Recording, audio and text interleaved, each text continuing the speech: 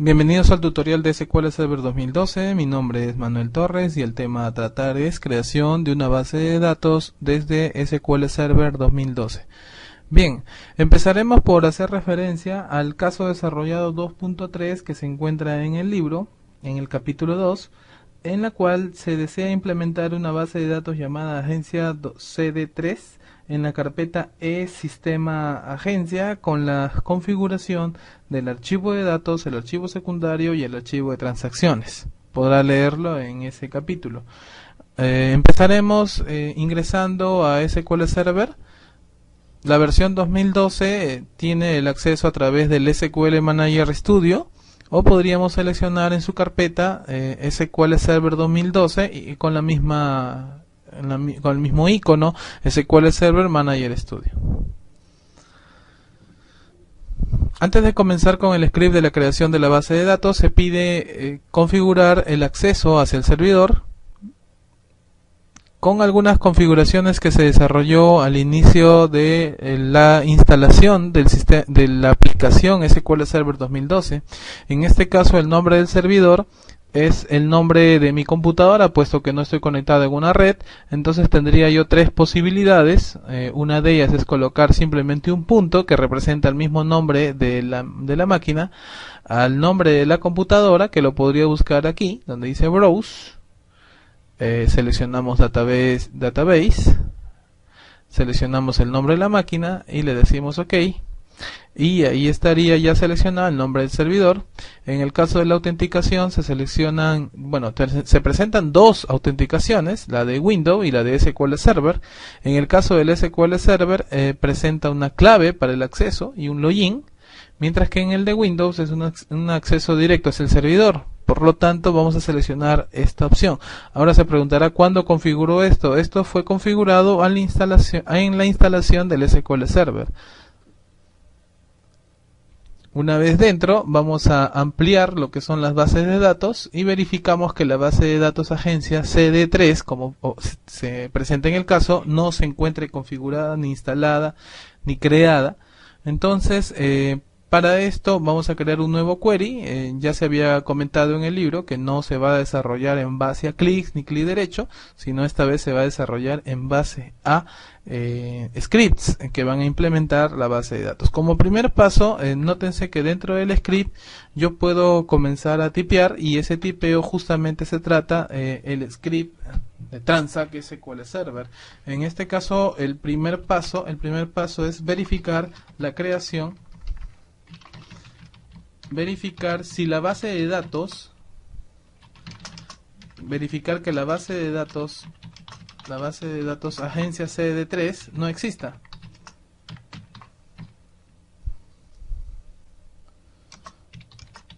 En el caso de su existencia tendría que eliminarlo, puesto que me pide en el caso crear la base de datos con este nombre, o se queda a determinación del usuario. En este caso lo voy a verificar y lo voy a eliminar. Voy a colocar la instrucción if, lo voy a hacer en mayúsculas para poder diferenciarlo. dbID es una función que permite determinar si la base de datos a la cual voy a hacer referencia existe. En este caso es agencia CD3. Le voy a colocar is not null, indicando de que sí existe. Lo voy a eliminar con la instrucción drop database y el nombre de la base de datos, en este caso agencia CD3. Bien, pasado por esta instrucción, lo voy a terminar colocando Go. Ese fue el primer paso, la verificación de la agencia. No tendría necesidad de escribir o a implementar el else del if para verificar que si no existía, puesto que si no existía vamos a tener que crear la base de datos, pero si existe vamos a tener que eliminarlo para no incomodar al código que viene a continuación. En el paso número 2 voy a implementar la creación. Aquí viene la implementación de la creación de la base de datos.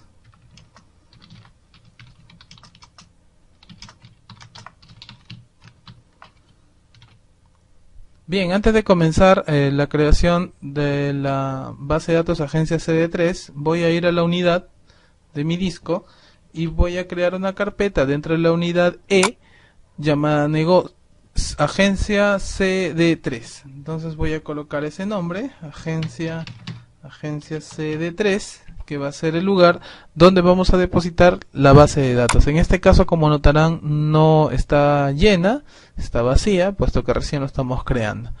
Bien, entonces comencemos con la implementación. Para la implementación utilizamos la instrucción DML, create database. El nombre, en este caso se sugirió agencia CD3.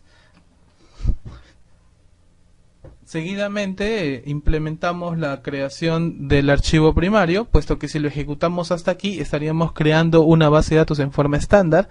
Voy a colocar la cláusula onPrimary, abro un paréntesis abierto y cerrado, y dentro de ella hago la definición del nombre lógico del archivo de base de datos, el nombre físico con el que se va a reconocer en el sistema operativo, qué tamaño tiene, el tamaño inicial, cuál va a ser su máximo tamaño de la base de datos, y finalmente cuál va a ser su tasa de crecimiento, falta una W,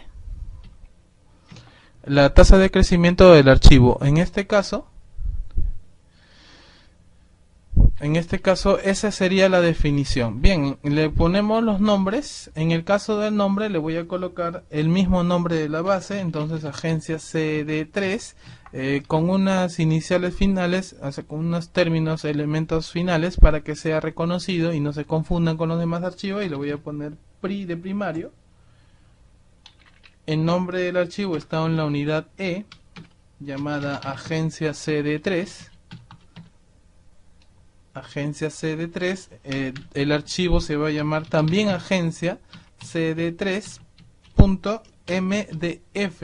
Las extensiones para los archivos de base de datos son tres: el MDF para el primario, el NDF para el secundario y el LDF para lo que es el archivo de transacciones.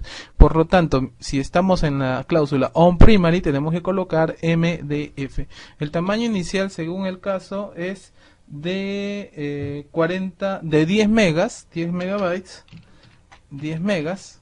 El máximo tamaño es de 40 megabytes, mientras que la tasa de crecimiento es de 5 megas. Entonces en este caso lo voy a dejar con 5 megabytes, y esa sería la definición del primario. Ahora voy a definir el secundario. En el caso del secundario simplemente se coloca una coma y comienza usted con la implementación del secundario sin colocar ninguna cláusula especial. La implementación del secundario es lo mismo, la única diferencia es que no se va a llamar PRI, se puede llamar SEC de secundario, y en el caso del MDF estaríamos hablando del NDF, en la misma carpeta que se referenció a la primaria. En este caso las capacidades de su tamaño, en el caso de la secundaria, es de 5 megas, 30 para el máximo tamaño, y una tasa de crecimiento del 5%, no de 5 megas, por lo tanto lo colocamos de esta manera, 5%. Para definir lo que es el archivo de transacciones se coloca la cláusula logon, y de igual manera se coloca la implementación que se hizo en cualquiera de los términos. En este caso ya no le voy a poner sec, sino más bien log, y la extensión no es NDF sino LDF. La capacidad de este archivo es distinto, en este caso es de 4 megas, su máximo es de 12, de 20 megas, listo, y una tasa de crecimiento esta vez del 10%. Las capacidades lo define el usuario, por lo tanto es usted el que define finalmente cuál es la capacidad de cada uno de estos archivos. Bien, para ejecutar el script va a tener que seleccionar desde el primer paso, que fue la verificación, hasta el segundo paso, que fue ya la implementación de la base. Vamos a ver cuántos errores presenta. En este caso, para ejecutar se selecciona la opción Execute o F5 del editor de SQL Server. Bien, veamos. El resultado es el comando ha sido completado satisfactoriamente. Eso quiere decir que los archivos se han construido en el orden en que se han especificado. Primero la primaria, la secundaria y el archivo de transacciones con las extensiones que se han definido. Veamos ahora qué sucedió en la carpeta que habíamos dejado nosotros, agencia CD3. Como notarán, los tres archivos han sido creados correctamente. La diferencia entre ellos, porque los nombres son idénticos, es el tipo. En este caso el mismo Windows ya reconoce a cada uno de los tipos. Para el caso del CD3, Transaction Log File indica de que es el archivo de transacciones, mientras que el primary es el archivo de primaria y el secundario es el siguiente archivo. Las capacidades fueron definidas en la misma implementación, por lo tanto Windows va a tener que simplemente obedecer. Observe que el 4 megas fue definido en el log y es correcto. El 10 megas fue definido en el primario, que aquí está, y en el caso del secundario fueron 5 megas su definición. Ahora aparecen en forma de K porque el sistema operativo así lo visualiza, pero es la misma representación, solamente convertido pues el archivo, ¿no? Bien, vamos a verificar si todo es correcto. Para eso voy a colocar el paso número 3, que no tiene nada que ver con la implementación de la base de datos, es simplemente la verificación. Para verificar que la base de datos tenga sus archivos, porque físicamente, bueno, en el archivo, en la carpeta lo hemos visualizado, pero ahora queremos ver que SQL Server nos muestre cuáles han sido las capacidades con la cual ha sido creada la base de datos. Verificación de la base de datos agencia CD3. Bien, para verificar se coloca el procedimiento almacenado spGLDB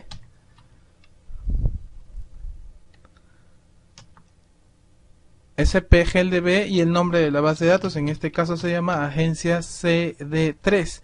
Bueno, se puede ejecutar directamente o acompañado de la instrucción Go. Cuando visualizamos los archivos vamos a notar que en primer lugar nos muestra el archivo completo, compacto de la base de datos, en este caso agencia CD3 de 20 megas y todas las capacidades que se implementó, y a la vez nos muestra los tres archivos que componen a la base de datos en los lugares especificados donde se implementó. Aparte nos muestra pues todas las opciones que fueron implementadas en la creación. Con esto estamos comprobando que la base de datos agencia CD3 ha sido construida y que se podrán implementar consultas, procedimientos, triggers dentro de esta base de datos. En el cuarto paso, y para finalizar, en el cuarto tendríamos que colocar cómo se activa esta base de datos. Activar la base de datos agencia CD3. Para la activación se tiene que colocar la instrucción use y colocar el nombre de la base de datos en mención. Bueno, eso es todo. Vamos a verificar si es correcto.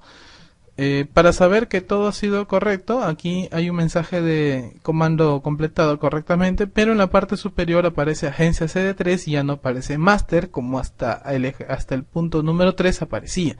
En este caso ya estamos listos para el uso de la base de datos agencia CD3. Como notarán, en el explorador de objetos no aparece todavía en la agencia CD3, puesto que no se ha actualizado esta ventana y se ha quedado estática.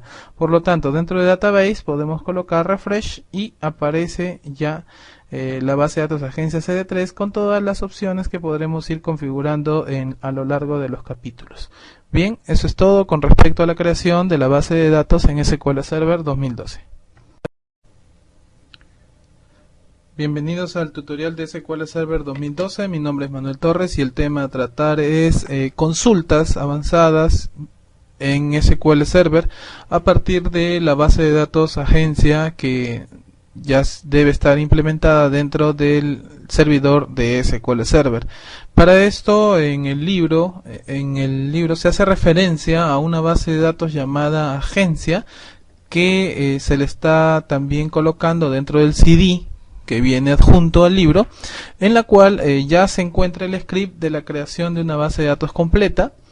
Vamos a editarlo y van a notar que ya se encuentra toda la implementación Eso quiere decir que solamente nos quedaría ejecutar. La forma en que se debe desarrollar esto es seleccionando todos los elementos, todo el texto. Entonces seleccionar todo, lo voy a copiar y dentro de un nuevo query de SQL Server lo voy a pegar para poder ejecutar el script.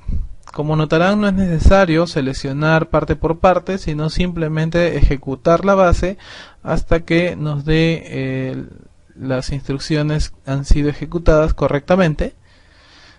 Hay algunas columnas que no han sido definidas, bueno, eso lo vamos a ir viendo, pero a partir de aquí vamos a comenzar a trabajar. Listo, a ver, vamos a ver si la inserción del aeropuerto ha sido correcto. Ahí hay 10 filas. Acá en la tarifa hay 4 filas insertadas. En el caso de los pagos, aquí hay un problema. Lo más probable sea con respecto a las fechas. No han sido definidas el mismo número de columnas, dice acá. Vamos a ver, y en el caso de los pasajeros, la ejecución ha sido correcta. A ver, en el caso de la reserva también es correcto, y en el caso de la tabla país ya se había implementado, o sea que los aeropuertos ya están listos. Bien, entonces ahora solamente nos queda, vamos a crear un nuevo query y comenzamos a trabajar sobre las consultas. Primero evaluaremos cuántas tablas con cuántas tablas contamos. Entonces para esto debemos visualizar, primer ejercicio, vamos a visualizar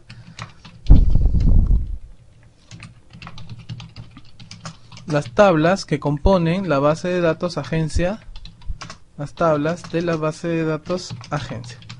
Listo, para eso utilizamos el procedimiento almacenado sptables, que permite la visualización de las tablas que compone la base de datos. En este caso tenemos aerolínea, aeropuerto, asiento, avión, pago, país, pasajero, reserva, tarifa y vuelo. Bueno, esas son las tablas que han sido construidas. Las demás tablas han sido ya implementadas o copiadas desde la base de datos master hacia la base de datos agencia. Una vez detectado nuestras tablas, ya podemos comenzar a trabajar las consultas. Eso fue la visualización de las tablas. Recuerde que la base de datos tiene que estar activa, por lo tanto en la parte superior debe decir agencia para poder tener acceso hacia todas las tablas que compone la base de datos. También lo podríamos visualizar a través de el explorador de objetos, como lo estamos visualizando ahora. También es recomendado que construyan el diagrama de base de datos que compone a la base de datos para saber pues las capacidades que ofrece la misma. Bien, vamos a crearlo. A ver, de la siguiente forma, dando clic derecho, nuevo diagrama, seleccionamos todas las tablas, agregamos. Una vez agregado todas las tablas dentro del diagrama, vamos a cerrar. Bien, cerramos y esa es la composición de las tablas dentro del diagrama de base de datos. En este caso yo quisiera saber cuáles son las capacidades que presenta en la tabla pasajeros. Le puedo dar clic derecho y puedo seleccionar la opción Custom, que es la que me muestra todas las capacidades que tiene, cuánto ha sido declarado dentro del script. De igual forma puedo seleccionar a todas las tablas para que me muestren qué capacidades tenían con las que están respondiendo, puesto que más adelante vamos a trabajar con esas opciones, en especial por los tipos de datos, para no tener problemas con respecto a las capacidades que se definen o incompatibilidades. Bien, en el segundo punto voy a hacer las consultas de 3 o 4 formas con respecto a la tabla pasajero. Bien, empezamos con la más básica. Vamos a hacer un listado, mostrar un listado de los pasajeros en forma básica. Listado de los pasajeros en forma básica. Para esto hacemos un select asterisco from. La tabla se llama pasajero, ya lo detecta mi IntelliSense de SQL Server. Presionamos seleccionamos y presionamos F5 y notamos que los pasajeros aparecen dentro del resultado de la consulta. Como notarán, es sumamente básico el colocar el asterisco, pero el asterisco representa a dos cosas. Eso representa a la capacidad de todas las filas contra todas las columnas de la tabla en mención, en este caso pasajero. Veamos una segunda forma de la misma implementación. Eso quiere decir que nos debe salir igual.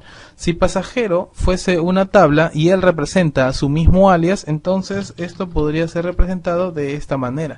Aquí va la segunda forma de la ejecución. Para el listado de los pasajeros va la segunda forma.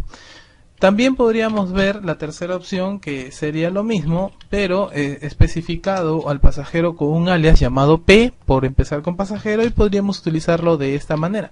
Vale decir que al colocar P punto asterisco estamos referenciando a la tabla pasajero y mostraríamos los mismos elementos que fueron ejecutados en los scripts anteriores. Aparecen los mismos registros, no hay ningún cambio. Lo que sí hay que considerar es que podríamos hacer cambios en la cabecera. Las cabeceras me refiero a que el resultado de la consulta que está en este lugar podría ser de otra manera. Va la cuarta opción. Voy a bajar un poco esto para que podamos ver todas las opciones. Bien, empecemos con hacer una selección. Desde la tabla pasajeros voy a usar el alias P para poder referenciar a cada uno de las columnas y colocarle una definición, que en este caso sería el nombre de la cabecera, p.id pasajero as código. Eso quiere decir que estoy cambiando ya la cabecera. En el caso de p.nombres voy a colocar que este es un pasajero. No hay problema mientras que esto sea el nombre de la cabecera, puesto que si es el nombre de la tabla me estaría confundiendo. Entonces es un nombre de cabecera. El ID país sería p.id país as país, mientras que el teléfono sería p.teléfono as fono, es una opción, y p.email de la misma forma, as correo electrónico. Pero cuando colocamos el famoso correo electrónico generaría un error, puesto que esto tiene dos palabras, es una palabra compuesta. Entonces tendríamos que encerrarlo entre corchetes y ahí sanearíamos el error. Entonces esto sería la implementación de la consulta con la definición de cabeceras. Como notarán, las cabeceras son distintas a las presentadas con la opción asterisco, pero es una opción más, es mucho más limpia, más presentable. El asterisco es simplemente un mostrado de los datos sin implementación administrada por el usuario, es simplemente un listado. Bien, en este último script sí se implementó la cabecera y se tuvo mucho más control de la data.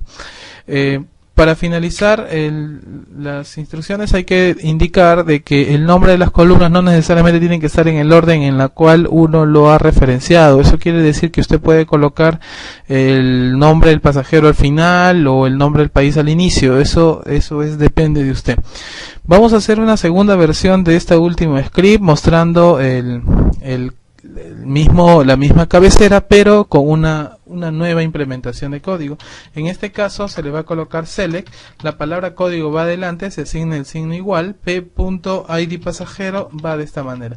Todo esto proveniente desde la tabla pasajero p, siendo p el nombre del alias de esa tabla. Entonces aquí puedo colocar que el pasajero es igual a p.nombres. Puedo continuar. Aquí sería en país es igual a p.id país, id país. Listo. Coma, no se olvide que por cada cambio hay una coma menos en el final antes de from. En el caso de fono es igual a p.teléfono. Y finalmente está el correo electrónico, que es el más complicado. Lo pongo el mismo corchete para hacer la referencia. Electrónico va a ser igual a p.email.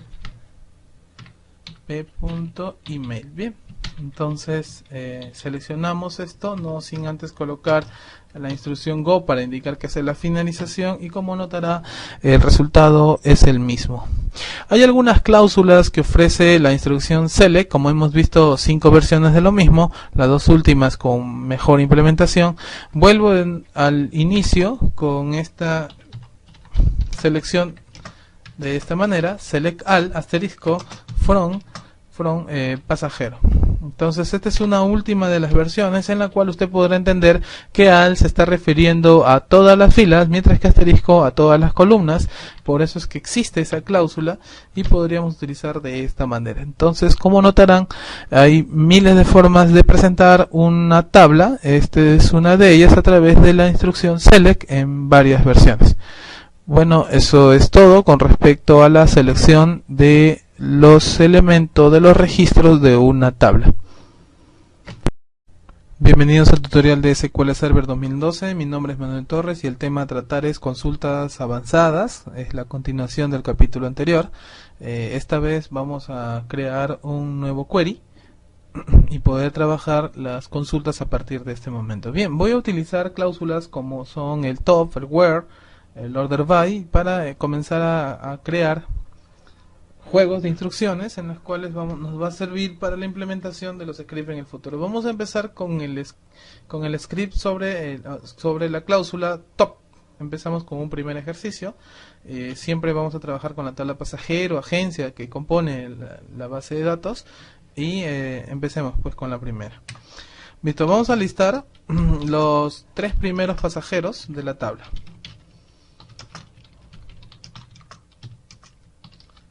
De la tabla pasajeros, ¿correcto? Los 3 primeros pasajeros de la tabla pasajera. Bien, en este caso hay que hacer un select. La instrucción es top 3. Esta definición, aquí se coloca el número de elementos que se quiere capturar. Asterisco hace referencia a las columnas, en este caso top 3 a registros, asterisco a las columnas. From, la tabla se llama pasajero. No necesitamos ningún alias, ningún order by, simplemente es la ejecución de un select top 3. Cuando seleccionamos las líneas y presionamos F5, notamos que el pasajero 1, 2 y 3 han sido impresos dentro de la lista de los 3 primeros pasajeros. Si quisiéramos invertir, vale decir, vamos a listar. En este caso voy a listar los 3 últimos pasajeros, que fueron ingresados, los 3 últimos pasajeros. Entonces tendríamos que trabajar de la siguiente manera: select top 3 igual, de la misma forma, select top 3, asterisco, la opción from pasajero de la misma manera, from pasajero, pero esta vez agregamos el order by para poder invertir lo que es la reimpresión. En este caso el ID pasajero va a ser en forma descendente, go para ver la línea. En este caso los últimos pasajeros en registrarse fueron el 8, el 9 y el 10 respectivamente. A diferencia de la versión anterior, los 3 primeros fueron obtenidos sin order by. Este último script ha sido necesario colocar el ID pasajero en forma de orden, en forma descendente, para poder obtenerlos, puesto que de otra manera no lo hubiéramos obtenido. Recuerde que no existe una función down para poder obtener todo lo que está en la parte final. En todo caso, esto nos sirve para poder hacer paginaciones en el futuro con respecto a una impresión web, y hay miles de utilidades pues para este script. Bien, veamos otra forma de trabajo del top. Esta vez ha sido trabajado con el order by. Voy a listar los 50 primeros, el 50% de los primeros registros de la tabla pasajero. En este caso lo que voy a tratar de sacar es la mitad de los registros de la tabla pasajero. Por lo tanto tengo que colocar un select. El top se sigue colocando, pero esta vez se coloca la palabra percent 50, asterisco igual, desde la tabla from pasajero. Listo. No hay ningún orden. Top 50% es la implementación. From pasajero go. Listo. Entonces ahora podemos seleccionar y vamos a notar que nos salen 5 pasajeros del total de 10 o 9 pasajeros, que sería el exceso, ¿no?, de la consulta. Esto es el 50%. Eso quiere decir que yo puedo obtener el 30, el 20, ¿no? Tratar de no colocarle más bien en decimales en el top 50. En esa línea de 50 solamente acepta valores enteros. Y esa es la representación de porcentaje dentro de la línea. Bien, voy a ir un poco más allá con respecto a este elemento y voy a tratar de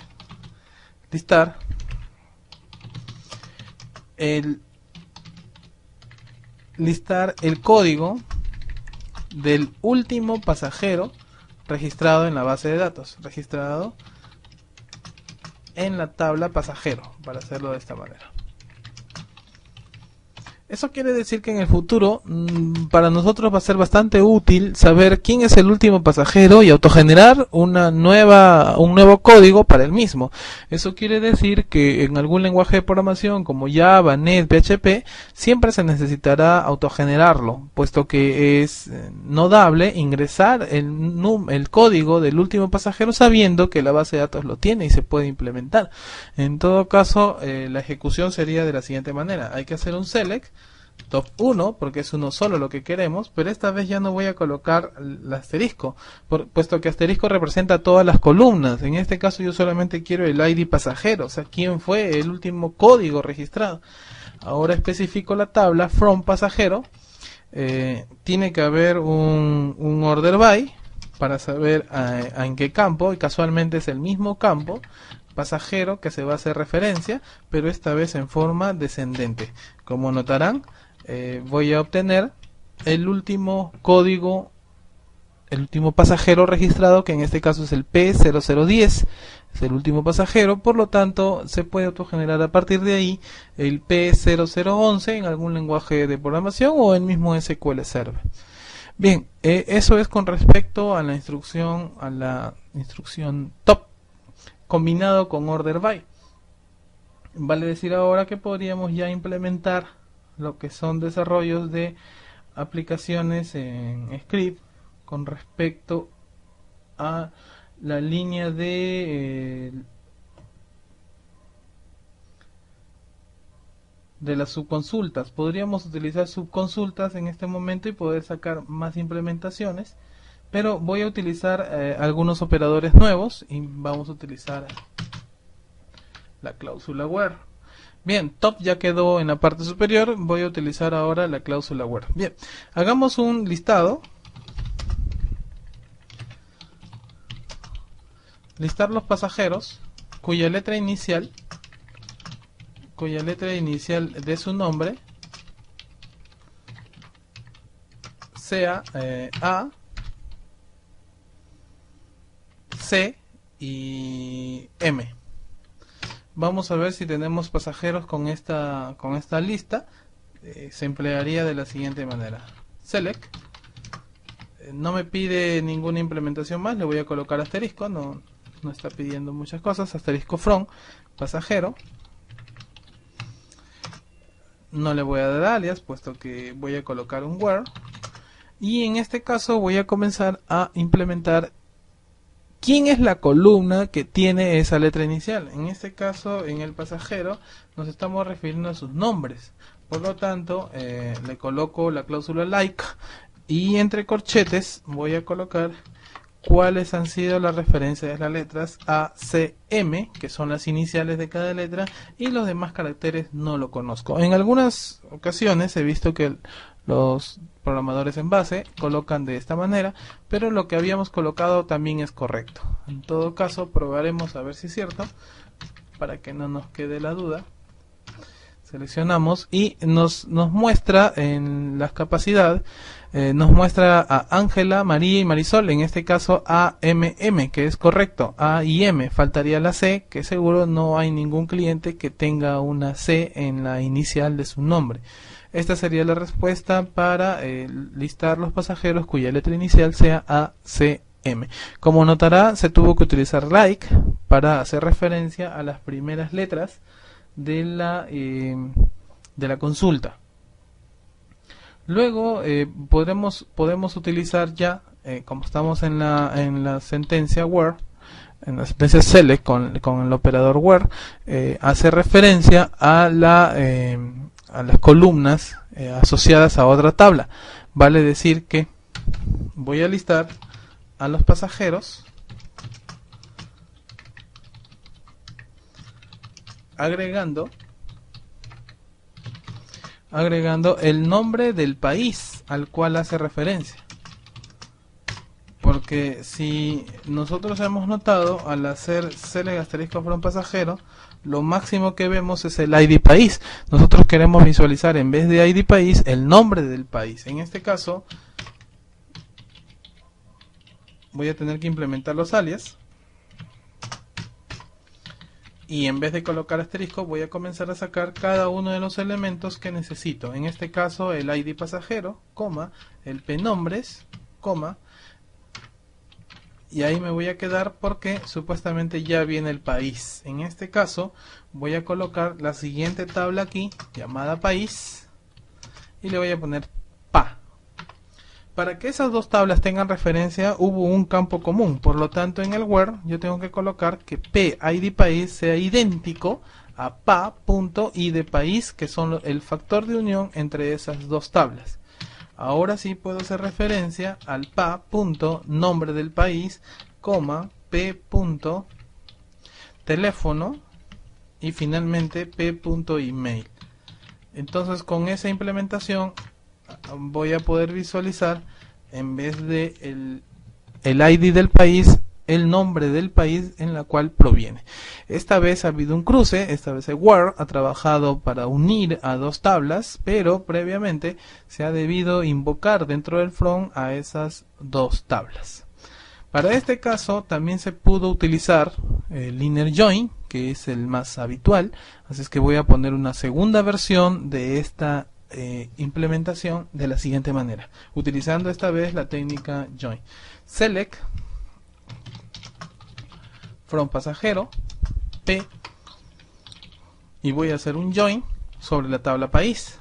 En este caso le voy a poner pa igual, donde p.id país es igual a pa.id país. Si notan, es la misma el mismo juego acá en el on, de la comparación que se hacía en el where, puesto que on es la parte lógica, la parte de la comprobación dentro de una consulta. Ahora sí, nos toca llamar a las columnas. En este caso voy a llamar a la columna p.id pasajero, coma, p.nombres, coma, pa.país, puesto que ya estaba asociado dentro del join. Luego tenemos a p.teléfono, aquí me falta una coma, p.teléfono, coma, y finalmente tenemos al p.correo electrónico que está por acá. Listo, eso es todo. Aquí podríamos ya consultar y nos debe dar los mismos registros que fue implementada en la segunda versión. Ahora, como notarán, la ventaja o desventaja de utilizar join es que simplemente no hay ventaja ni ventaja, ¿no? O sea, que es casi similar el trabajo, pero es más común utilizar join. Voy a presentar una tercera forma que sí no es común, obviando lo que es join y más bien implementando lo que es una nueva tabla desde from. Entonces voy a ir con la tercera versión. Recuerde que el join es el más habitual, así es que voy a colocar el famoso select from pasajero p. Voy a colocar el join país con la técnica pa, p.id país, que va a ser igual a pa.id país, que se refiere al código del país. En este caso voy a invocar al p.id pasajero, coma, dije que vamos a evitar esto, así es que esto lo voy a colocar, el país lo voy a colocar aquí. Mientras que acá donde dice join, a esto se refiere el where. Bien, p.nombres, coma, y cuando viene el país, podría yo utilizar en esta versión, obviar este país de acá, obviar where y comenzar a trabajar con la subconsulta, que era lo menos pensado para esta línea. En este caso voy a colocar así, abro un paréntesis cerrado y le digo que esto va a ser mi país. Listo. Empezamos. Aquí lo que quiero sacar es un select del país desde la tabla país, siempre y cuando el ID país de país sea igual al que está en el pasajero. Así es que voy a colocar un P ID país. Continúo con mi línea, coma P.teléfono, se supone que continúa teléfono, y finalmente P.email. Bien, esta vez vamos a ver si funciona esta implementación.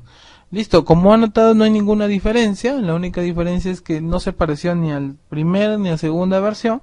Esta vez he colocado una subconsulta dentro de la columna y hay que tener mucho cuidado con esta subconsulta, puesto que podríamos generar más de un registro. Aquí por ejemplo dice seleccionar un país desde la tabla país, donde este mismo país que tiene un ID país sea igual al ID país que está en el pasajero.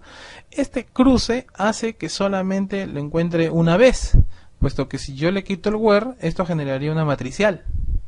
Y las columnas no pueden ser matriciales, puesto que esperan un solo valor. Entonces hay que tener mucho cuidado al implementar una subconsulta. En el caso de join no se notaba eso, puesto que el join hacía la unión y nos dejaba prácticamente libre el pase hacia las columnas. Pues hay que entender que al hacer una unión indica que es una extensión de la tabla y estarían habiendo dos tablas en un solo lugar, y yo puedo acceder a todos los elementos que crea conveniente. En el caso del primer ejercicio sucedió lo mismo. Tuve acceso a dos tablas, claro, haciendo un enlace, y pude acceder a todas las columnas. En la subconsulta fue totalmente distinto. Bien, entonces hasta ahí queda lo que es el join. Voy a crear una última consulta en la cual voy a utilizar el famoso left join. La lista sería así: listar a los países que aún no tienen cliente registrado, o en este caso se llama pasajero, no tienen pasajero registrado. Eso quiere decir que se necesitará ver quiénes son los pasajeros, o sea, quiénes son los países que todavía no tienen pasajero, pero sí están en mi base de datos. Esta pregunta es un poco compleja, puesto que siempre vamos a querer lo contrario, siempre vamos a querer qué países están involucrados, qué pasajeros están involucrados, pero esta vez necesitamos saber cuáles son aquellos que no participaron todavía. Eso quiere decir que está registrado en la base, pero no hay pasajeros. Entonces, para eso debemos implementar un left o right join para su implementación. En este caso hagamos una consulta primero de quiénes son los datos involucrados. Voy a colocar asterisco, voy a hacer un from de la tabla país, porque eso fue lo que me pidieron. Voy a hacer un left join o right join, como quieran, de los pasajeros. Le voy a colocar P. Así como la implementación de join solo, del inner join, también se puede implementar el left join, pero se tiene que especificar igual el factor de unión. Vale decir que el pa.idpaís va a ser igual a p.idpaís. Una vez especificado, voy a verificar cuál ha sido el resultado. Como notarán, hay algunas líneas que aparecen null. Por lo tanto, Chile, Venezuela, Bolivia, Honduras, Estados Unidos y Puerto Rico son aquellos países que aún no tienen un pasajero. Eso quiere decir que la interpretación de la línea del script es la siguiente. Cuando se le puso left join pasajero, se le está especificando que los pasajeros deben mostrarse en completo hacia la tabla país. Así no estuviere, se llenará de nulls.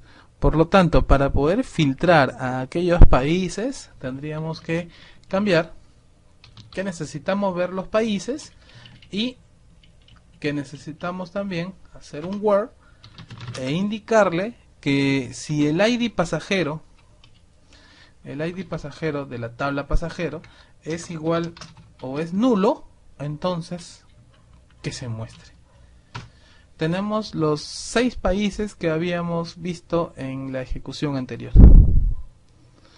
Eso es todo con respecto a las consultas avanzadas. En el siguiente capítulo vamos a ver lo que es programación Transact puro. Hasta acá ha sido un recuento de lo que es las consultas de la base de datos. Como habrán notado, he saltado en los temas, puesto que he hecho un top, luego un order by, luego me he saltado a join y esta vez he tocado left join.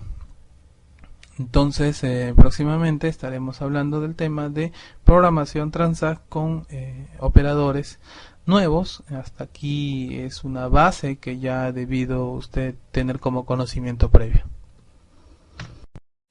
Bienvenidos al tutorial de SQL Server 2012. Mi nombre es Manuel Torres y el tema que vamos a tratar es cursores. Bien, como primer punto, el tema de los cursores se implementa en base a un script de composiciones. Vale decir que primero debo declarar el cursor, luego debo abrirlo el cursor, imprimir su primer registro, implementar una estructura repetitiva que jale a partir del segundo registro en adelante, cerrar el cursor y liberar el cursor. Estos 6 puntos lo veremos en base a ejercicio básico y luego un ejercicio ya de implementación de consultas avanzadas. En el primer paso vamos a desarrollar una implementación de cursores. Un cursor que permita mostrar en forma de reporte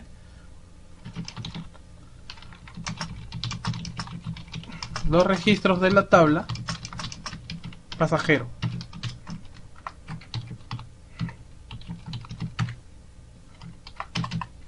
Listo, como decía la teoría, se componen de 6 pasos para la creación. En este caso el punto número 1 será declarar variables locales que permitan guardar información, que permitan almacenar información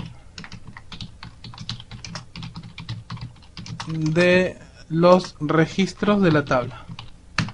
Para este caso ya habíamos visto en versiones anteriores que para declarar una variable se utiliza la instrucción declare. En este caso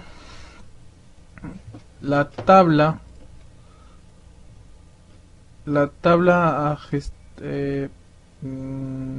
pasajero cuenta con las siguientes columnas. Tenemos ID pasajero, nombres ID país. Entonces en este caso acá le voy a poner cuál es el código.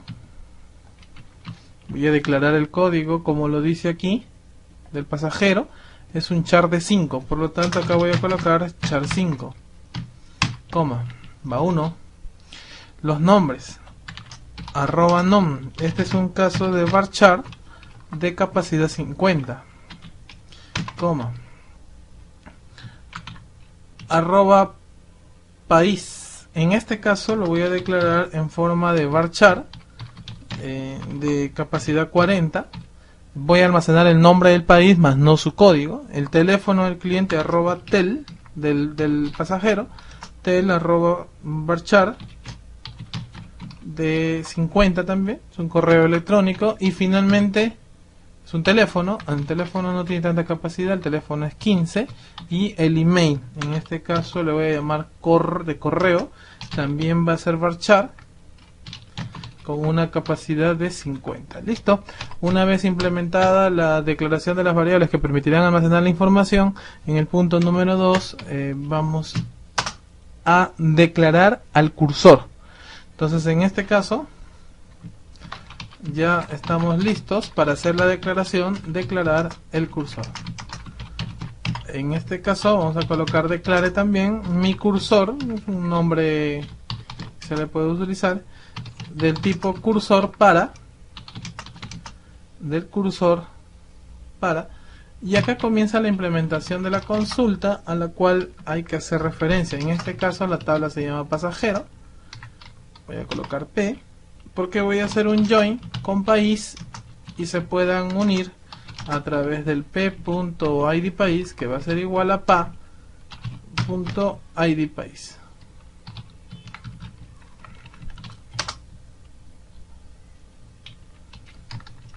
p.id país es igual a pa.id país. Listo. Con esto podré invocar a los elementos del pasajero, ID pasajero, p. sus nombres, coma,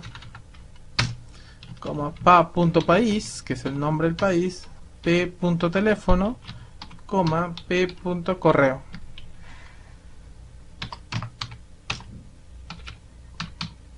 La declaración del cursor se queda hasta este punto. Eso quiere decir que los registros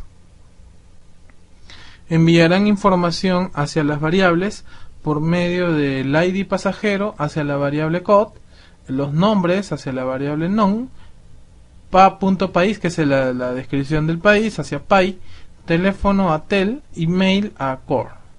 Eso quiere decir que tenemos 5 variables, por lo tanto debemos tener 5 columnas en impresión. En el punto número 3 aperturaremos el cursor. Aperturar el cursor. En este caso, para la aperturación se coloca Open mi cursor. Listo. Punto número 4. Una vez aperturado el cursor, lo que nos toca es imprimir el primer registro que se obtiene del cursor. Eso quiere decir que ya podemos sacar los primeros elementos desde el cursor. Entonces acá sería obtener los registros y utilizamos para eso la cláusula fetch mi cursor, así se llamaba, mi cursor, el cursor dentro de, y almacenamos todas las variables que habíamos utilizado en la declaración. En este caso tenemos 5. Tenemos el código, tenemos el nombre, tenemos al país, que en este caso es pay, tenemos al teléfono, que es tel, y tenemos core de correo electrónico. Bien, ahí tenemos la obtención del primer registro. Vale decir que ya estamos listos para la impresión del primer registro. Es solamente cuestión de colocar un entorno adecuado para su impresión. Eso quiere decir que ya podría hacer un entorno de la siguiente manera. Print. Voy a colocar acá el código del pasajero. ¿Quién es el pasajero? ¿Qué país tiene? ¿Qué teléfono tiene? ¿Y cuál es su correo electrónico? En este caso aquí va a haber un poco más de espacio. Ya veremos en la implementación. Listo, acá le voy a colocar una rayita indicando de que ese es el límite. Bueno, y ahora para comenzar la impresión tendríamos que hacer un ciclo repetitivo, por lo tanto hay que hacer una secuencia, y eso se hace a través del while, en la cual se evalúa la variable global fetch status igual 0. Teoría dice que cada vez que se hace referencia al arroba fetch status 0 implica de que el cursor todavía tiene registros que mostrar. Para que sea una mejor implementación, lo vamos a encerrar con Beijing y la primera impresión va a ser a partir de este momento dentro del while. En este caso vamos a imprimir el código tal como estaba, de esta manera.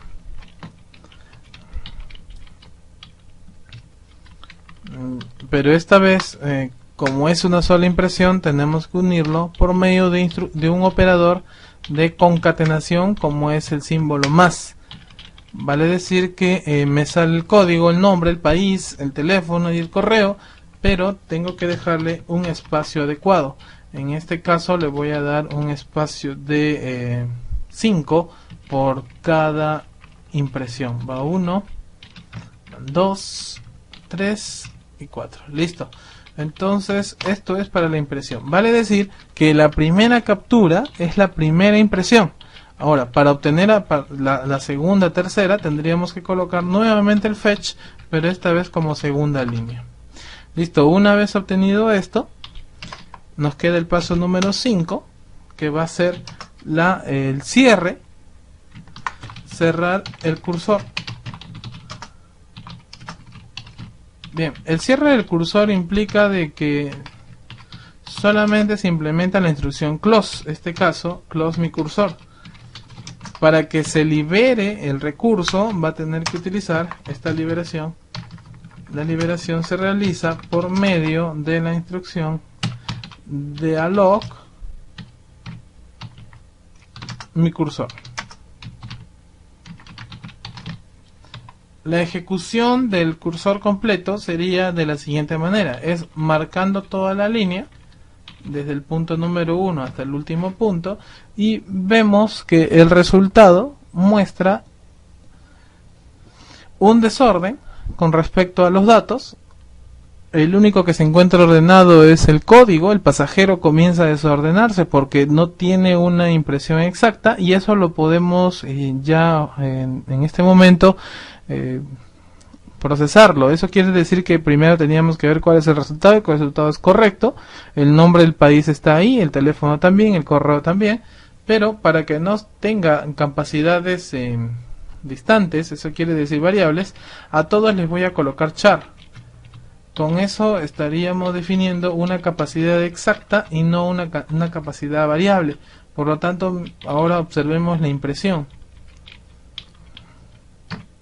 Ha cambiado. La impresión ahora es correcta. Hay algunos espacios extremadamente largos. Para eso tendríamos que dos posibilidades, ¿no? Uno, extender los nombres que se definió como cabecera, o en todo caso traer, acomodarlo a la izquierda las líneas, ¿no? Para llegar a una impresión mucho más establecida. En este caso, en el nombre podría bajarlo y no darle 50, sino unos 30. El país podría ser unos 20. El teléfono está correcto. El correo creo que no hace mucha referencia. A ver, vamos a ver esta vez qué tal nos va. Bien, ha bajado un poco. Me parece que el país todavía tiene es demasiado extenso. El país le he puesto 20, le voy a poner 15. Bueno, y ahora lo vamos a acomodar más. Listo, parece que ahí ya podría ser una impresión correcta. Solamente faltaría extender los espacios que se encuentran en país, en teléfono y en el correo.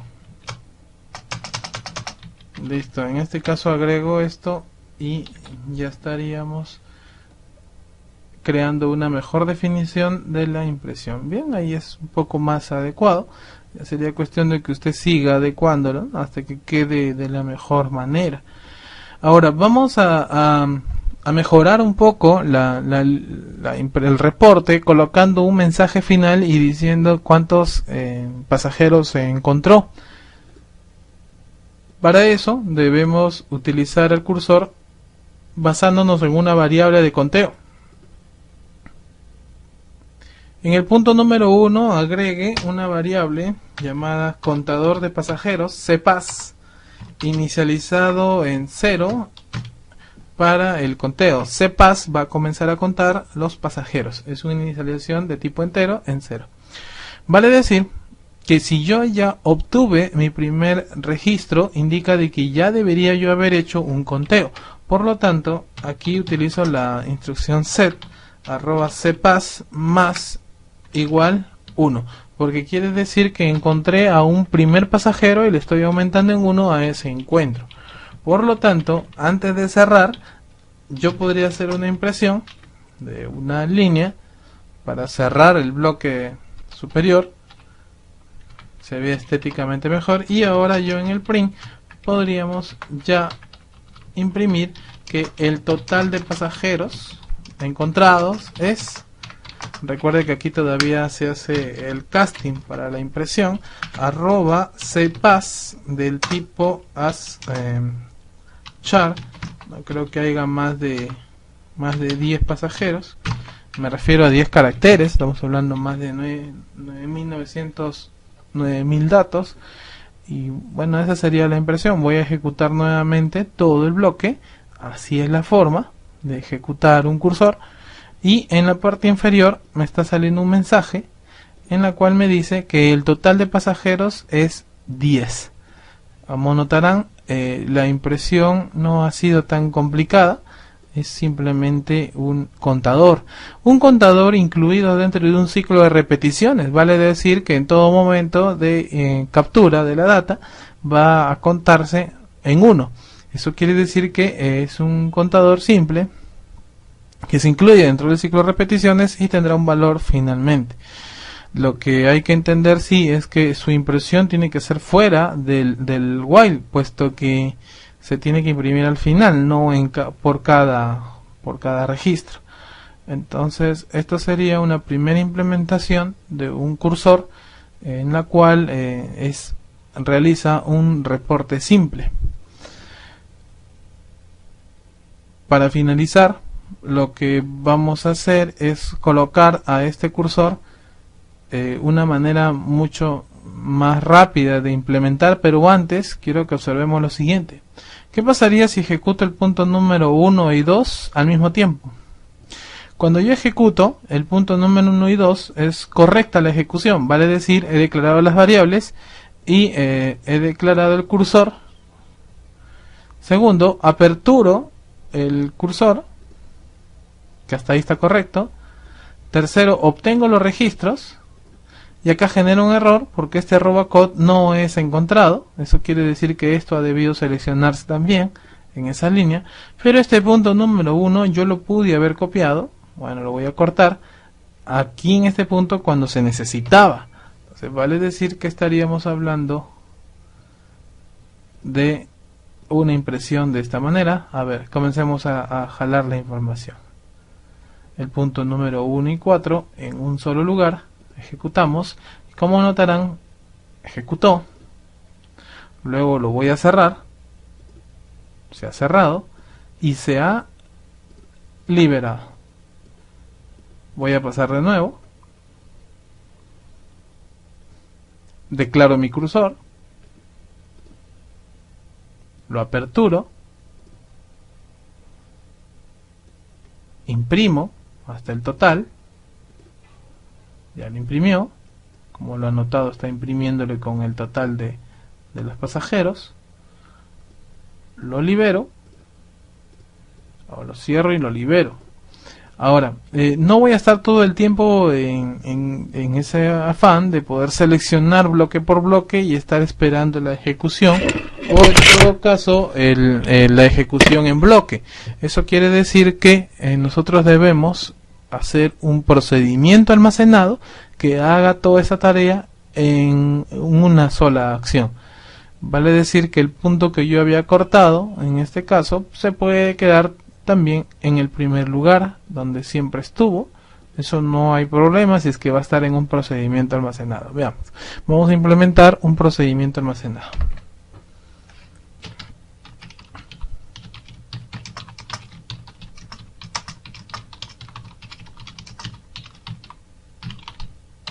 Bien, el procedimiento almacenado se va a llamar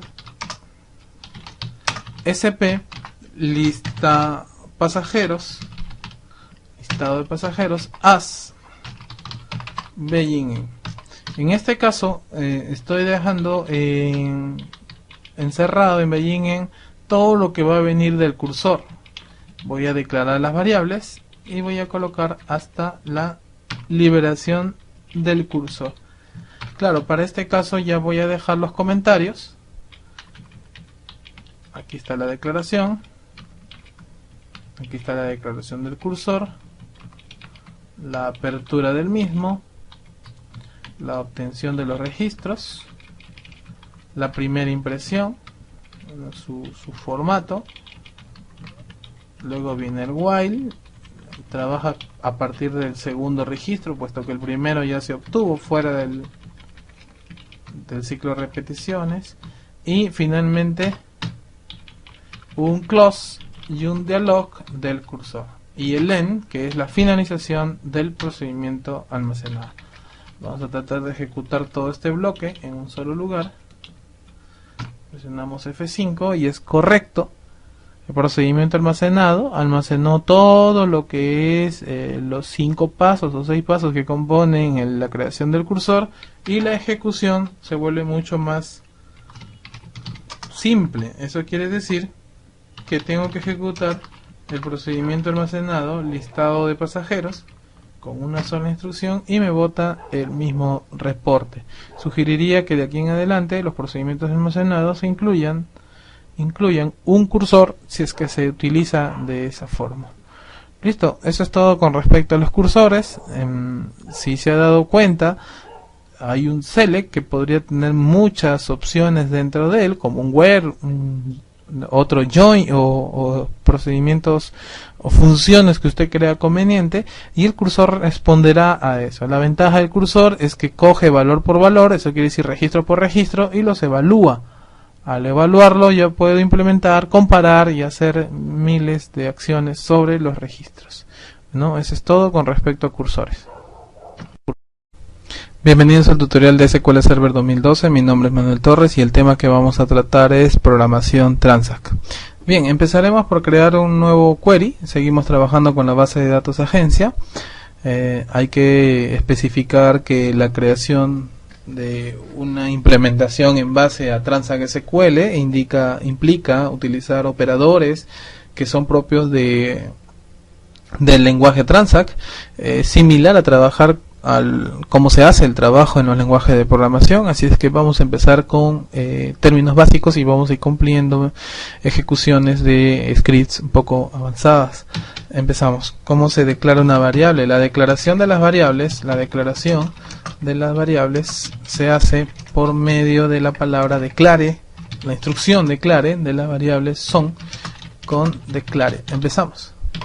Vamos a declarar una variable, declare arroba, siempre va a tener que colocar el arroba inicial sobre cualquier tipo de variable. En este caso le voy a colocar n. Seguidamente se especifica qué tipo de datos es este n. Por ser naturaleza n le voy a colocar que es un número entero. Esa es la declaración de la variable. Seguidamente se le tiene que asignar un valor para que comience a trabajar esa variable, puesto que inicialmente no tiene nada de valor. Se le asigna un 0 en el caso de la declaración implícita. Ahora voy a asignar un valor a la variable. Para asignar un valor se utiliza la palabra set arroba n, y en este caso se le da un valor. Le voy a colocar el número 5, implica que ya tiene un valor adecuado. Voy a tratar de imprimirlo para que pueda observar que hay ciertos requerimientos. Para imprimir la variable se puede utilizar la instrucción print y colocar el siguiente término. El número ingresado es,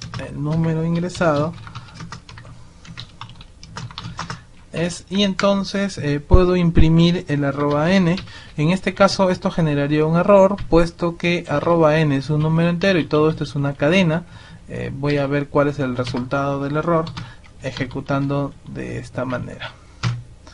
La conversión ha sido fallada, puesto que el tipo es entero, dice aquí. Entonces puedo utilizar la técnica de la función casting, indicándolo que este es un char de 10, por ejemplo, o sea, convirtiendo la cadena, y ahora ya no habrá ningún problema. El número ingresado es 5, puesto que ya ha sido convertido. En algunas ocasiones, en vez de casting, se puede utilizar la función str.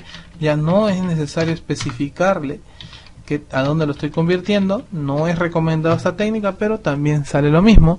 Pero nótese de que hay unos espacios en blancos ganados por utilizar la función str. Se pueden eliminar los espacios en blanco, por eso es que es demasiado trabajo utilizando la función ltrim. Trim viene del eliminar espacios a la izquierda. En este caso se encuentra a mi izquierda los espacios en blanco, y la ejecución sería de esta manera. Por eso es que la mayoría prefiere utilizar casting, porque el casting realiza una conversión, mientras que el str es simplemente una conversión para que ejecute la impresión. Ahora, la impresión pudo haber sido de otra manera. También pudo haber sido con el famoso select arroba n, y le hubiera colocado un mensaje indicando que este es el número ingresado. Entonces tenemos dos resultados. Voy a eliminar esto de acá. Ahora sí, voy a colocar go, y observe que también tendríamos un resultado. Nótese de que la forma de impresión en ambos es distinto, así es que voy a proponer los dos. Aquí fue con print,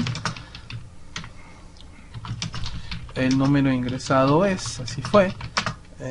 Le agregué más, el recomendado es casting @n, que va a ser del tipo char 10. Le puse 10 como una capacidad máxima, sé que tiene un solo carácter, pude haber colocado 1 y va a funcionar, pero a veces el usuario puede acá probar con n números, ¿no? O sea, podría ser un número de 5 cifras y podría generar un error. Aquí en este caso le voy a poner 4 caracteres y no habría ningún error.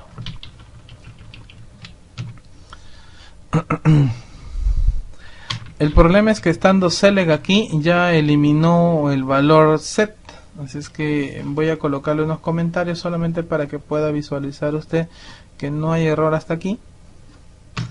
Ahí está, el número ingresado es 5565.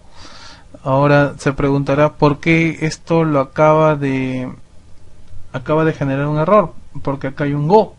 Este go anula y esta @n implica que ya no tiene valor. Es como que yo hubiera seleccionado uno a uno las instrucciones, como por ejemplo estos dos al mismo tiempo. Entonces cuando leo este valor, ya no tiene valor, genera un error. Lo mismo le sucede al select, no es reconocido. Por eso es que la ejecución siempre se realiza en las 3 líneas al mismo tiempo. Bien, veamos un segundo caso. Devolver el promedio de notas de un alumno. En este caso vamos a colocar 3 notas nada más y voy a hacer la forma simplificada de la declaración de variables. En este caso voy a colocar las 3 variables en un mismo lugar: n1 de tipo entero, coma, n2 de tipo entero, coma, n3 de tipo entero. Los valores que están notando yo tendría que asignarlo con set. Entonces ya hemos visto con set la declaración. En este caso le puedo dar ya un valor.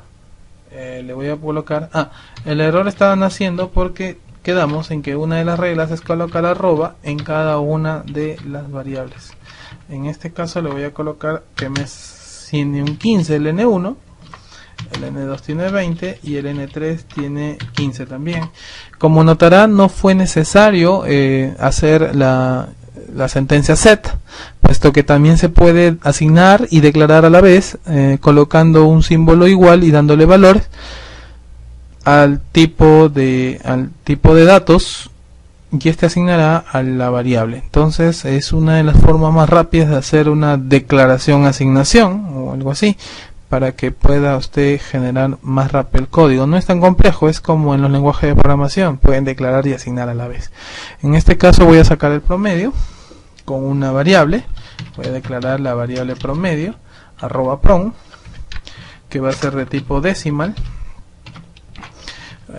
Internamente puedo trabajar con 10 decimales, 10 enteros en decimal, 2 decimales, 2 factor decimal, y puedo calcular el promedio con set @prom. Para esto sí me serviría, no podría hacerlo directamente, que lo podríamos desarrollar aquí directamente, pero ya no se vería no se apresaría el promedio. @n1 más @n2 más @n3, y todo esto dividido entre 3, puesto que esto me devuelve el promedio. Entonces con la función print igual, el promedio es 2 puntos, le doy un más y pongo el @prom, pero como ya le dije, esto tiene que estar en casting para que no genere problemas. En este caso el casting en char 10 sería lo adecuado para la impresión. Eso sería, el promedio es 16 entre las notas 15, 20 y 15.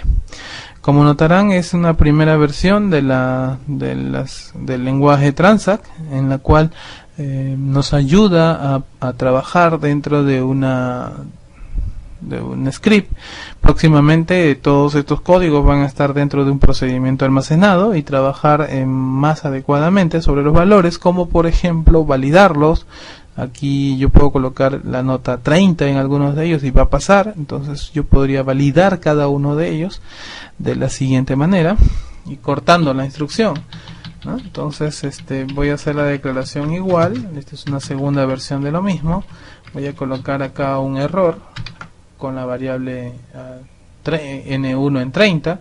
Esta nota no existe, el promedio está bien, no puedo calcular el promedio mientras no sea correcto, así es que acá con un if voy a colocar si el arroba n1 es mayor a 0, o sea 1, y el arroba n1 es menor o igual a 20, eso quiere decir que está correcta el ingreso, o el n2 arroba n2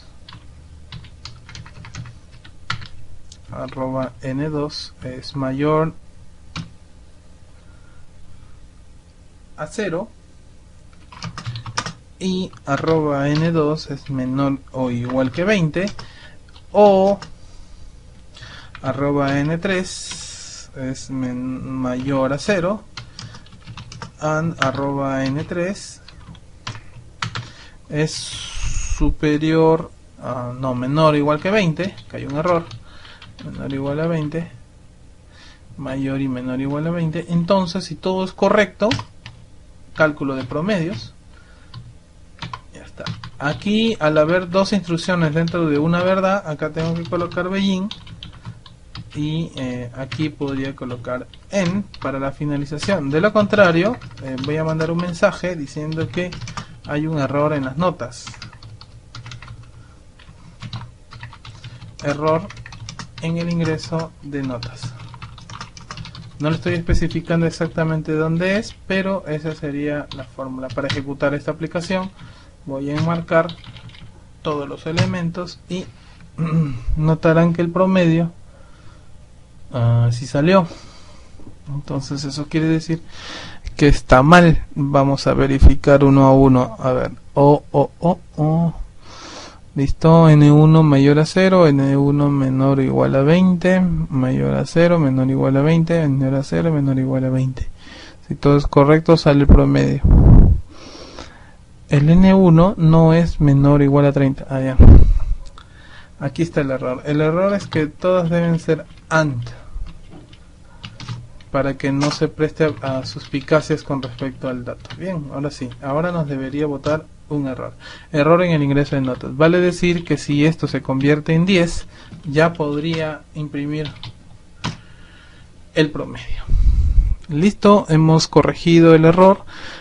Al utilizar OR pasaba la verdad y siempre ejecutaba el promedio. En este caso lo estoy bloqueando. Eso quiere decir que si en la nota número 2 ingresase 30, por la nota número 2 es que sale un error. Voy a colocar un 20 acá, y acá voy a colocar un 35 en la nota 3 para ver si se controla. Es correcto, en la nota 3 bota un error. Voy a poner 0,5 y podría ya dar un resultado. Bien, eso es con respecto al promedio de notas con la declaración de variables. Voy a utilizar la misma técnica, pero esta vez utilizando ya instrucciones como el select para poder operar una implementación. Bien, siguiente caso, voy a listar los países, listar los pasajeros de un determinado país ingresado por el usuario.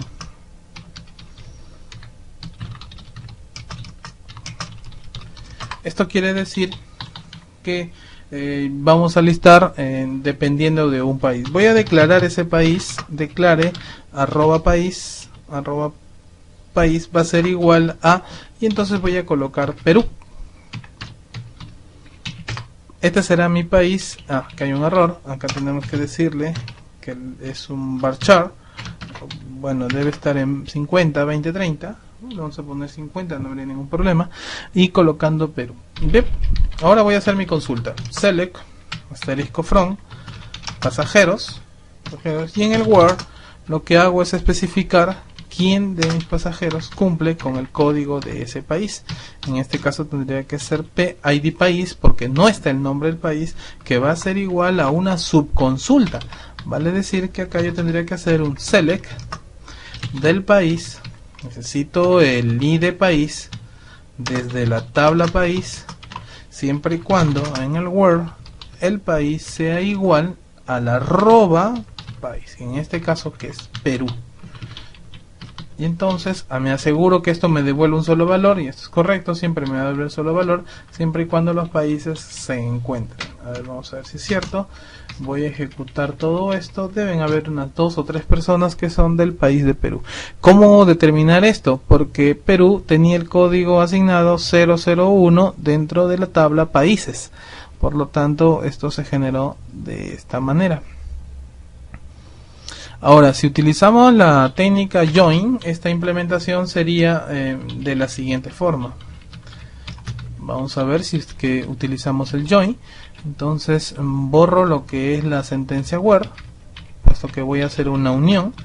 Entonces aquí sería join país pa p.id pasajero va a ser igual a pa.id pasajero. ¿Listo?